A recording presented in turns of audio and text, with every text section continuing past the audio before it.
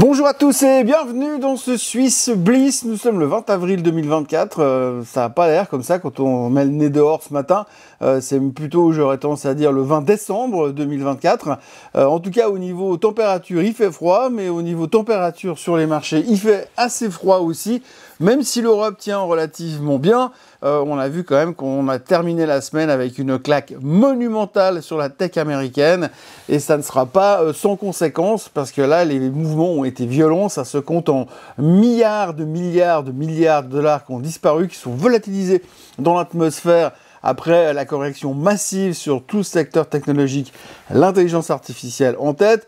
On a envie de dire, ce qui devait arriver arriva, c'est arrivé. La grande question qu'il va falloir se poser maintenant, c'est à quel moment il faudra racheter et faut-il racheter? Alors évidemment, vous avez déjà des gens qui sont en train de vous parler. Oui, mais c'est comme en l'an 2000.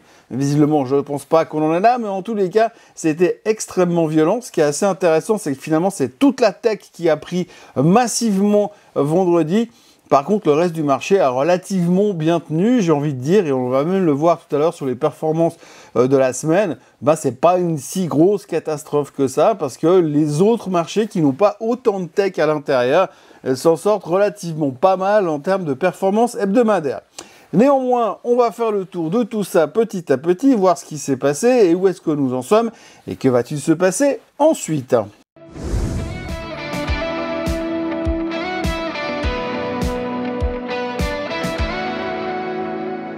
Si on prend les choses dans l'ordre à peu près, tout a commencé tout d'abord avec les taux et l'inflation. C'est exactement ce qu'on connaît depuis le début. Alors on sortait d'une attaque iranienne sur l'Israël qui s'était relativement bien terminée. On avait ce sentiment de se dire « Ouais, mais de toute manière, ça ira pas plus loin parce que les Iraniens ont terminé leur business. » Et puis, on s'est concentré de nouveau sur la problématique des taux d'intérêt. Donc on avait toujours notre obsession sur l'inflation, notre obsession sur combien de baisse des taux et à partir de quand. Et puis, en début de semaine, eh bien, on a eu Monsieur Powell qui a parlé. Monsieur Powell qui a parlé pour nous dire que là, dans l'immédiat, là, tout de suite, par rapport aux chiffres qu'il possède, par rapport aux données qu'il possède sur l'inflation, sur l'économie en général, il est beaucoup trop tôt pour envisager quoi que ce soit au niveau baisse des taux. Donc, alors là, tout d'un coup, les projets de voir une baisse des taux en mois de juin, c'est complètement volatilisé.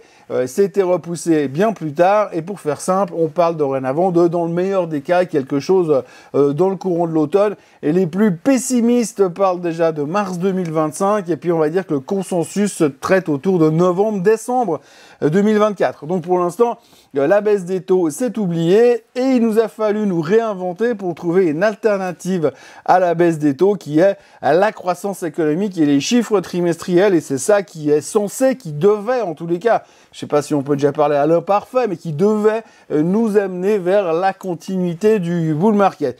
Mais visiblement, quelques jours plus tard, on se rend compte que pour l'instant, cette théorie-là, ça suffit pas vraiment. Alors, ce qui est intéressant à observer dès que l'on parle de taux d'intérêt, c'est le rendement du 10 ans. Vous voyez que en fin de semaine, alors après la journée extrêmement volatile de vendredi, eh bien, on a le 10 ans, le rendement du 10 ans qui se situe à 4,6230. Alors, on était au plus haut de la semaine, autour des 4,68, ce qui laisse à penser que par rapport aux déclarations de Monsieur Powell, le rendement du 10 ans pourrait remonter gentiment en direction des 5%, les 5% qui correspondent à la situation dans laquelle nous étions au mois de octobre l'année dernière quand Monsieur Powell a dit qu'il finalement il pensait envisager de baisser les taux. Donc on voit que pour l'instant on n'y est plus, on n'y croit plus, donc on est passé à autre chose et cette autre chose c'est les chiffres trimestriels. Alors la problématique des chiffres trimestriels, c'est ce que je vous ai répété plusieurs fois durant le Morning Bull, c'est qu'effectivement aujourd'hui il va falloir ne pas décevoir et avoir des perspectives positives. Et c'est pas vraiment le chemin qu'on prend pour l'instant parce que l'un dans l'autre, on ne déçoit pas.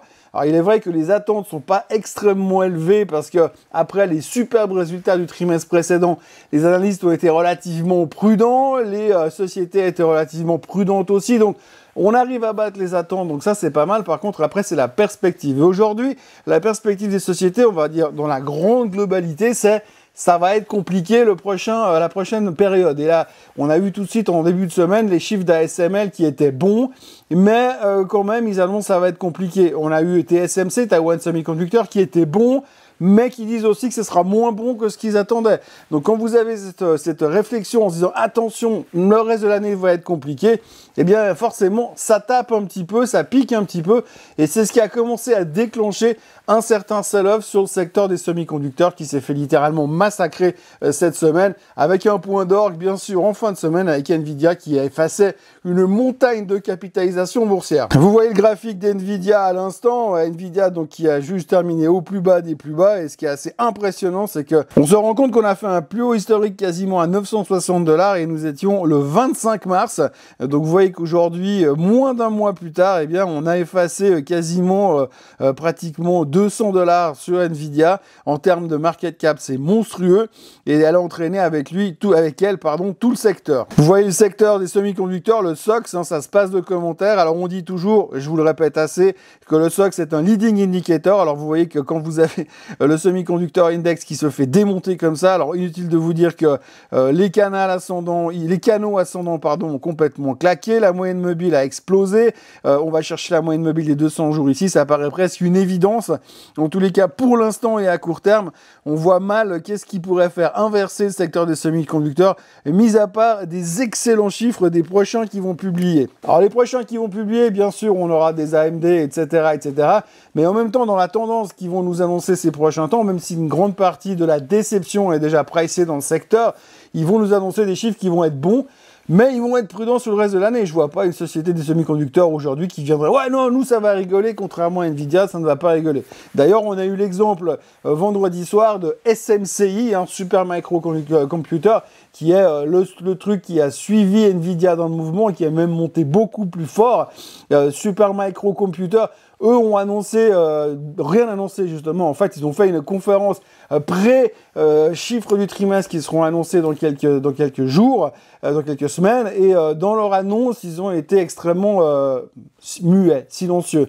Alors que le dernier trimestre, c'est ce qui les avait fait décoller à la hausse. C'est qu'ils avaient été super enthousiastes pour le trimestre et tout le monde n'avait pas gagné derrière. Et là, tout d'un coup, alors que tout le monde attendait de nouveau un pré-annoncement positif, eh bien, SMCI est arrivé en disant nous publierons les chiffres à telle date. Mais ils n'ont rien dit de plus. Et le rien dit de plus, ça n'a pas du tout plu au marché, puisque SMCI s'est fait décalquer de 23%. Vous le voyez, c'est littéralement un bain de sang. Là aussi, un plus haut historique le 11 mars, autour des 1220 $. Et aujourd'hui, on se retrouve à 713 $ en l'espace de 3 semaines. Donc, enfin, un peu plus de 3 semaines. Donc, grosso modo, quand vous voyez ce genre de comportement sur un titre, ça rappelle bien évidemment le dégonflement de la bulle Internet. Et vous aviez déjà des commentaires dans les médias ce week-end, ce matin, qui disaient « Est-ce que c'est le début de nouveau de quelque chose ?» C'était des titres qui étaient juste hot like hell. Et puis là, tout d'un coup, eh bien, plus personne en veut et c'est une catastrophe. Alors, est-ce que ça va s'arrêter? À quel moment ça va s'arrêter?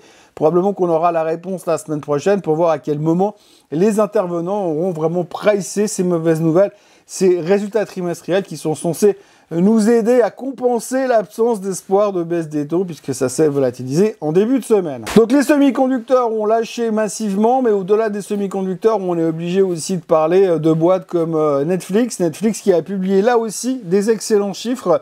Ils ont publié jeudi soir, sauf erreur, très bons chiffres. Pourtant le titre se faisait exploser de 9% dans la foulée.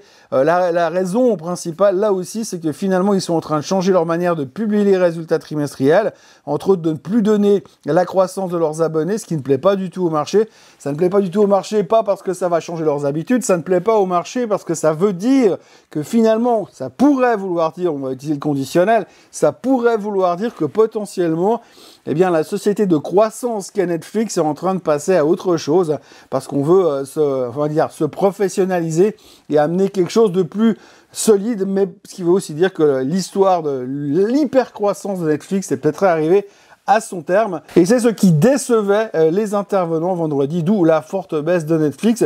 Et puis, on ne peut pas terminer cette espèce de tour d'horizon de ce qui va mal Sans parler de Tesla qui s'est fait encore taper dessus vendredi soir. Alors Tesla, la raison est tout autre, hein. Vous avez vu qu'ils ont fait un recall, donc ils ont rappelé environ 4000 Cybertruck sous prétexte, pas sous prétexte, pour la pure et simple raison que la pédale d'accélérateur, et visiblement, elle a sa propre vie et elle fait ce qu'elle veut. Et donc, ce qui veut dire que quand vous êtes sur l'autoroute à 80 miles par heure, elle peut tout d'un coup décider que c'est pas assez et accélérer toute seule. Donc, forcément, c'est un tout petit peu embêtant. Donc, recall massif. Alors, c'est pas très grave a priori pour l'instant parce qu'il n'y a pas eu de conséquences. Mais là, le marché n'a pas aimé non plus. Donc, Tesla s'est encore fait massacrer une fois de plus et termine sa semaine au plus bas. Elon Musk est en train de perdre même des places au classement des gens les plus riches du monde. Bref, tout fout le camp. Et puis alors après cet effondrement de la tech, alors là aussi ce qui est assez intéressant à regarder, c'est, on le verra dans les performances tout à l'heure, c'est que finalement, les indices français, les indices allemands, les indices chinois, même la Suisse, bon la Suisse termine un peu en baisse, mais même la Suisse finalement n'a pas subi, n'a pas autant souffert finalement que l'environnement technologique. Évidemment, hein, c'est comme d'habitude, hein, quand tout d'un coup toute la tech elle pète, il n'y a que les marchés tech qui prennent dans les dents, et les autres marchés qui n'ont pas vraiment profité de la même chose, ils subissent un peu moins. Et hier, en tout cas, le sell-off de vendredi était clairement maîtrisé et localisé dans tout le secteur de la tech. Et c'est ça qui était assez intéressant à voir, hein, parce que finalement, on a même des pétrolières qui terminaient en hausse vendredi soir pendant que Netflix se faisait démonter ou que Nvidia se faisait démonter. Donc voilà, c'est vraiment très sectoriel. Et puis alors, en dehors de tout ça, nous avons eu bien évidemment le retour de la géopolitique. Hein. Vous savez que dans le monde de la finance, on a 3 piliers, hein, la macroéconomie, tout ce qui est économie, la micro, tout ce qui est publication des chiffres trimestriels, on est en plein dedans, et on a la géopolitique. Alors depuis quelques mois, la géopolitique, on s'en foutait complètement. Et puis alors, depuis quelques jours, on revient sur la thématique du Moyen-Orient, qui est en pleine crise en ce moment, bien sûr, je vous refais pas un dessin, on a largement abordé le sujet, mais la contre-attaque, entre guillemets, des Israéliens vendredi a fait que là aussi, on n'a pas trop aimé, et les gens ont très peur de la suite, des éventuelles répliques, on connaît l'histoire. Ce qui va surtout falloir bien comprendre, c'est est-ce que ça peut être durable, est-ce que ça va se calmer assez rapidement, et c'est là-dessus que ça va se jouer probablement. En tous les cas, pour l'instant, le marché est très inquiet, et on voit surtout que personne n'a envie de terminer le week-end ou de passer le week-end avec des expositions exagérées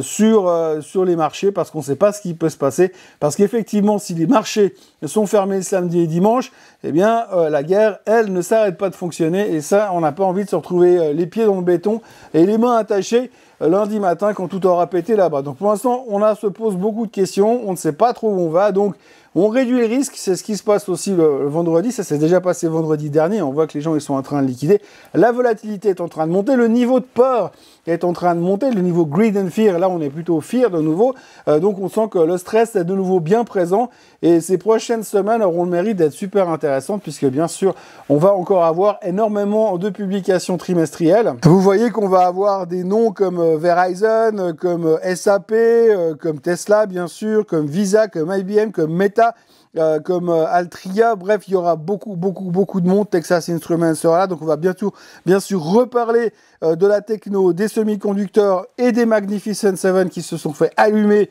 vendredi soir également, puisqu'on aura jeudi soir, on aura Microsoft et Alphabet, on aura Intel, et puis voilà, en fin de semaine, on aura les pétrolières aussi. Donc vous voyez que la semaine prochaine sera très chargée en termes de résultats. Et en termes d'interprétation, on aura vraiment de quoi s'amuser. Rapidement, les performances de la semaine, comme vous le voyez. Alors, évidemment que l'argent et l'or sont en tête parce qu'on cherche les valeurs refuges. La Chine est en 3e position parce que on voit que le gouvernement est toujours committé derrière eux et veut vraiment essayer de relancer la machine là-bas. Et puis après, les marchés européens qui survivent, on va dire ça, hein, le MIB, l'IBEX et le CAC qui sont encore en terrain positif, et puis alors après, ça se gâte, le Dow Jones qui arrive à se raccrocher par les poils avec une hausse de 0,01%, le SMI qui est pas trop mal barré avec 0,73%, le DAX qui perd 1,05% parce qu'ils ont quand même un tout petit peu de tech à l'intérieur, et puis alors derrière, c'est le bain de sang. Ce qui est assez fou, c'est que même sur le pétrole, où on a quand même cette crainte d'embrasement Moyen-Orient, on arrive quand même à perdre 3% sur le pétrole. Et puis alors après, le S&P 500 en baisse de 3%, le Nasdaq en baisse de 5,5%, le Nikkei en baisse de 6% et le Philadelphia Semiconductor Index qui abandonne 9,23% sur la semaine pour les raisons dont on vient de parler. Sur la Suisse, j'ai envie de vous dire, vous voyez tout de suite Logitech qui perd 11%, qui est la pire performance de la semaine. Alors Logitech était downgradé, donc il n'y a pas que ça, il y a alors collé sur le dos, mais l'un dans l'autre, eh bien c'est notre seul tech un petit peu qu'on a dans le marché qui finit au fond du bac. Et puis alors pour les performances, les leaders, eh bien c'est ABB qui l'emporte. On va en reparler tout de suite derrière, mais vous voyez que la photo globale est pas terrible. Novartis en milieu de classement qui perd 0,6 respectivement, avec le Bon Rush qui perd 1,29 comme toutes les semaines.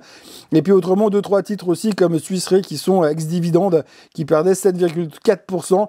Donc on voit que c'était encore une semaine difficile pour les marchés suisses également, puisqu'il n'y a personne qui arrive vraiment à sortir son épingle du jeu, sauf Nestlé qui ont fait quelque chose d'extrêmement positif. Le SMI qui termine donc sa semaine comme il peut.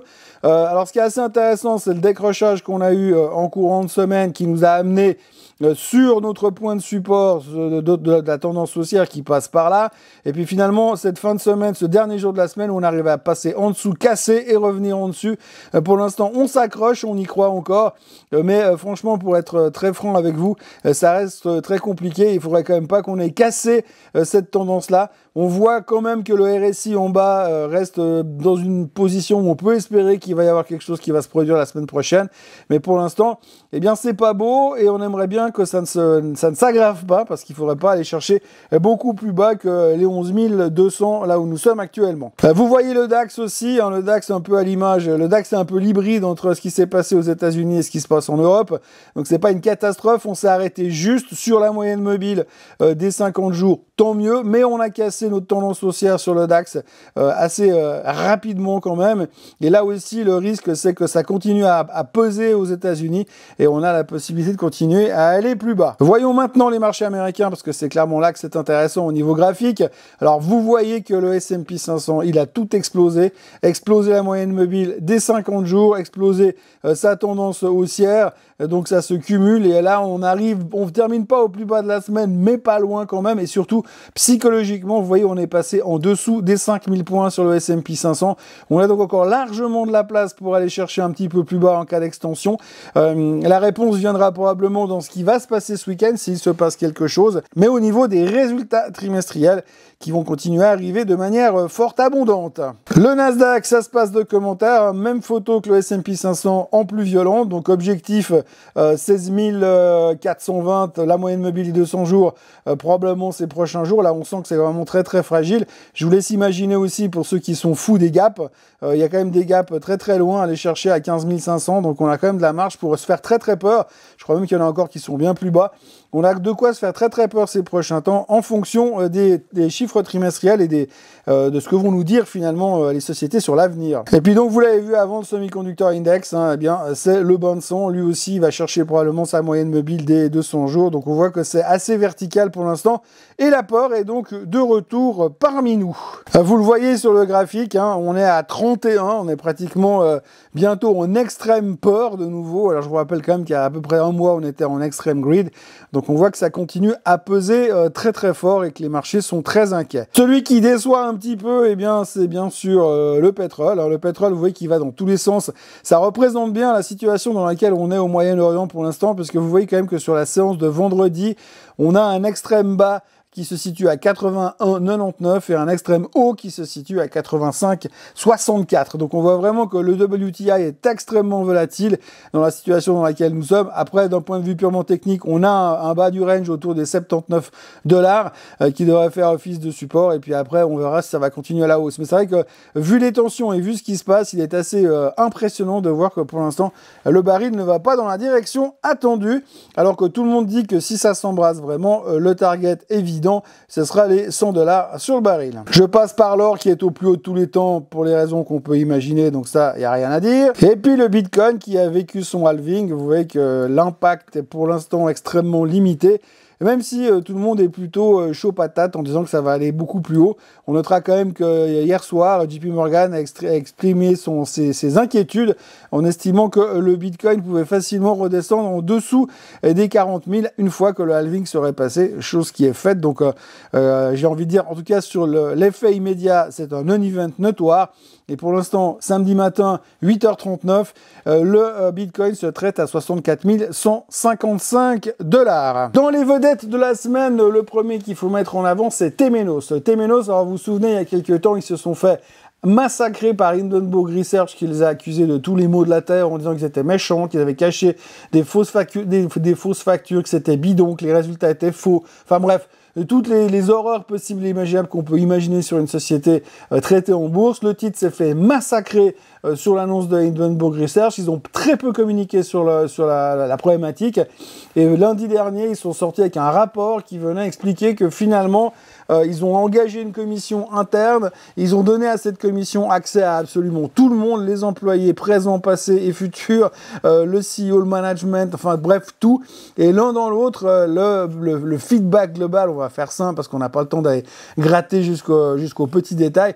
Le feedback global de cette étude, de cette recherche qui a été commanditée par Temenos eux-mêmes, c'est que, eh bien, c'est complètement faux et que c'est exagéré ce qu'a raconté Hindenburg Research et que c'est du bidon. Bref, résultat sur la nouvelle, Temenos a explosé de 20% et s'est bien effrité le reste de la semaine.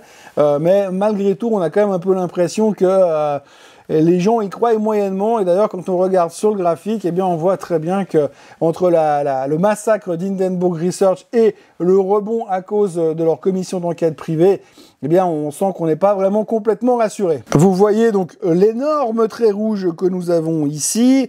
Eh bien, cet énorme trait rouge, c'est l'alerte d'Hindenburg Research. Et ça, c'est le rebond de la commission d'enquête. Donc, vous voyez que pour l'instant, on va dire que les gens ne sont pas complètement convaincus.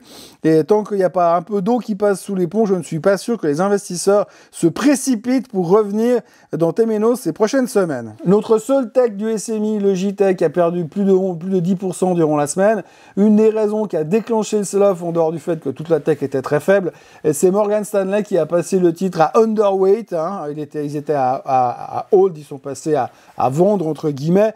L'analyste estime que la croissance est en train de ralentir et qu'il y a peu d'espoir que la croissance reparte à la hausse ces prochains temps, parce que finalement la concurrence qui arrive et les produits, la gamme de produits de Logitech qui reste un peu trop mature, qui est très mature et qui finalement il n'y a pas grand chose à attendre. Donc un commentaire assez négatif qui a coûté très cher à l'action cette semaine. Alors vous voyez que le graphique se passe de commentaires, on est revenu en dessous de la moyenne mobile des 200 jours. Et il est vrai que le commentaire qui a été fait par Morgan Stanley a déclenché un sell-off d'un titre qui semblait un petit peu topiche depuis un moment.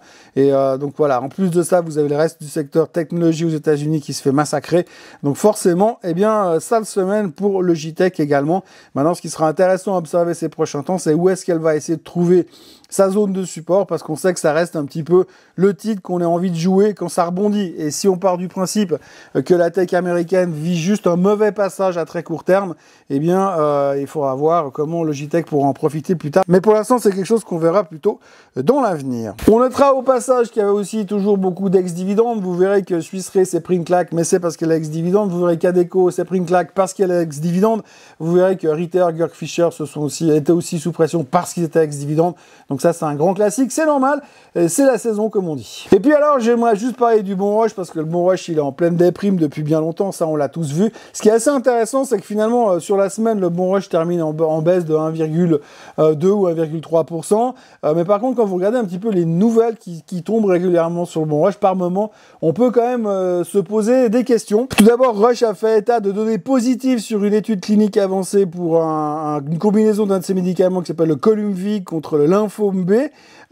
Donc ça, c'était une bonne nouvelle. Ensuite, vous avez eu Morgan Stanley qui a relevé l'objectif du Bon Rush. Ils le maintiennent à underweight, d'accord, mais ils ont remonté gentiment l'objectif. Ils estiment que l'objectif est 8% plus haut par rapport à là où nous sommes maintenant. Et puis la dynamique négative des bénéfices du groupe devrait commencer à s'inverser parce que le franc suisse est un tout petit peu plus en leur faveur. Et puis alors mercredi, ils ont encore publié des données extrêmement prometteuses prometteuse sur une formule sous-cutanée du traitement Ocrevus, qui est pour l'instant administré donc en intraveineuse contre la sclérose en plaques. Et puis vendredi, Genentech, qui est une filiale de Roche, a obtenu l'homologation aux États-Unis d'un médicament qui s'appelle Alecensa. C'est un traitement qui permet de traiter les patients atteints d'une forme de cancer du poumon à un stade précoce. Et ce traitement réduit de 76% les risques de récidive ou de décès. Donc vous le voyez l'un dans l'autre, ce qui est assez phénoménal, c'est que quand on regarde le chart qui ne veut plus rien dire pour l'instant parce qu'on attend juste qu'il trouve un fond, eh bien en dehors de ça, les nouvelles sont pas mauvaises, bien au contraire, sur une semaine, sur 5 jours, vous avez 4 jours, vous avez une bonne nouvelle. Et le titre termine quand même en baisse, donc pour l'instant, quand ça veut pas, mais quand ça voudra, je pense qu'il y aura de quoi faire, parce qu'on voit que quand même quelque part, dans toute la dynamique, ça prend du temps, je suis d'accord, ça va pas assez vite, mais la dynamique est en train de tourner autour du bon rush, on a un peu l'impression que le pire est derrière et qu'on est en train d'essayer de construire quelque chose pour trouver un chemin à cette lente agonie dans laquelle nous sommes depuis pratiquement 18 mois sur le bon rush. ABB a publié ses résultats cette semaine et c'est le leader du SMI. Alors grosso modo, les résultats étaient supérieurs aux attentes. Ils se sont plaints de la fiscalité, mais ça c'est comme tout le monde. Et puis autrement, ils ont amélioré leurs résultats opérationnels. Plutôt des bonnes nouvelles. Ils maintiennent surtout les objectifs de 2024 comme c'était prévu. Donc ça a bien rassuré le marché. Et le titre finalement s'offre une très très belle semaine, une très belle performance, contrairement à bien de ses congénères. Vous voyez là, alors c'est clair, quand on voit certains graphiques en ce moment et que vous voyez ABB, vous dites qu'il y a... On n'est pas tous logés à la même enseigne et voilà, ABB termine au plus haut de tous les temps, je crois même. Hein, donc spectaculaire chez ABB, il n'y a absolument rien à dire et on voit que ça a été très très apprécié cette semaine. Dans les trucs qui sont pas dans le SMI, on retiendra que Arbonia a cédé sa division climat quoi, à des Chinois qui s'appellent Midea. Opération qui représente 760 millions d'euros et puis donc 400 millions seront retournés aux actionnaires. Donc c'était une bonne nouvelle pour les actionnaires d'Arbonia cette semaine. On notera aussi Doc Morris qui a présenté, qui a placé avec succès son opération. Et là, ils ont vendu une obligation convertible, donc ça a mis la pression sur le titre. Mais par contre, ils ont généré des nouveaux assets, de l'argent frais pour continuer à se développer massivement sur l'Allemagne et pour ces histoires d'ordonnance électronique. Donc une relativement bonne nouvelle qui forcément par effet mécanique coûte quand même un petit peu de performance à Doc Morris qui perdait sur l'annonce du placement convertible plus de 7%. Donc voilà, comme vous le voyez, c'est une semaine qui était principalement placée sous on va dire une certaine mondialisation de l'investissement, puisqu'on s'est concentré surtout sur la géopolitique, on s'est concentré surtout sur ce qui se passe sur les technologies aux États-Unis, et on s'est concentré sur le fait que les États-Unis ne baisseront pas les taux de sitôt. En revanche, on a un petit peu oublié et mis de côté que l'Europe, en revanche, ça va mieux que les États-Unis en termes d'inflation, et que eux, probablement, vont baisser les taux plus vite que les Américains. Et c'est peut-être aussi pour ça que pour l'instant, l'Europe tient un petit peu mieux, et aussi parce qu'ils n'ont pas de Nvidia, pas de Supermicro, pas de Tesla, pas de Netflix, et pas de résultats qui, pour l'instant, sont trop prudents pour être honnêtes et déçoivent un petit peu les investisseurs. Donc, la semaine qui nous attend, comme vous l'avez vu, on va avoir plein de résultats. Alors, c'est la grosse semaine qui commence.